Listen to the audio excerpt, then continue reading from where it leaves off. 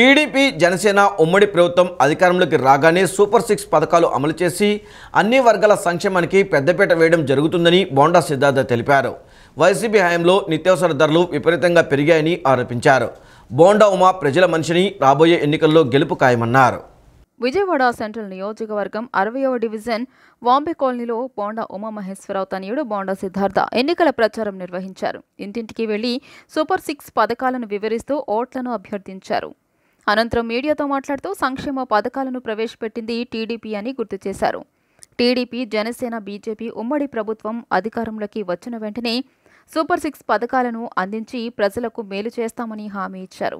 పెరిగిన ధరల పట్ల ప్రజలు ఆగ్రహం వ్యక్తం చేస్తున్నారని, చెత్తపై పన్ను వేసిన ప్రభుత్వాన్ని ఇప్పుడే చూస్తున్నామని ప్రజలు చెబుతున్నారని అన్నారు.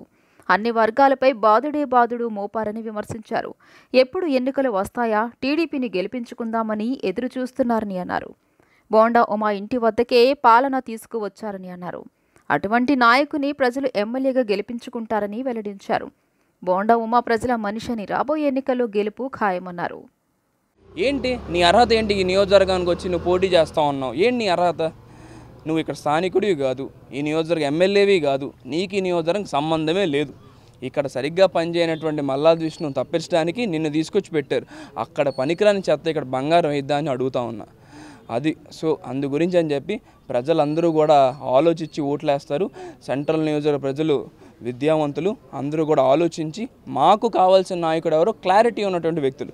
అందు గురించి అని చెప్పి ప్రజలు తప్పనిసరిగా మళ్ళీ అఖండ మెజారిటీతో సైకిల్ మీద బోండా ఉమా గారికి మంచి మెజారిటీతో గెలిపించే బాధ్యత నియోజకవర్గ ప్రజలు, కార్యకర్తలు అందరూ కూడా తీసుకుంటారు.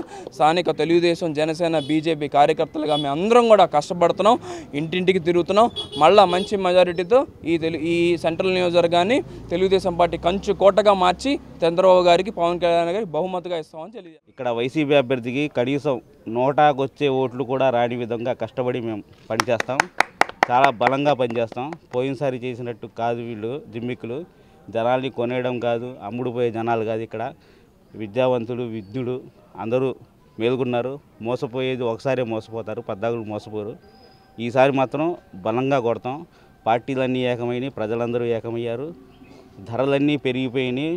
పెరిగిన ధరలన్నీ దిగాలంటే ఈ ప్రభుత్వాన్ని దించాలని చెప్పి ప్రతి చోట ప్రజలందా వాళ్ళ స్పందన తెలియజేస్తున్నారు. అదేవిధంగా జనసేన పార్టీ, టీడీపీ, బీజేపీ సంకీర్ణ ప్రభుత్వం ఏర్పడంగానే ప్రతి ఒక్కరికి ఆనందం, కళ్ళల్లో ఆనందం చూసే దిశగానే పరిపాలన జరిగేలా ఈ కూటమి పనిచేస్తుందని చెప్పి ఈ మీడియా ముఖంగా హామీ ఇస్తున్నాను.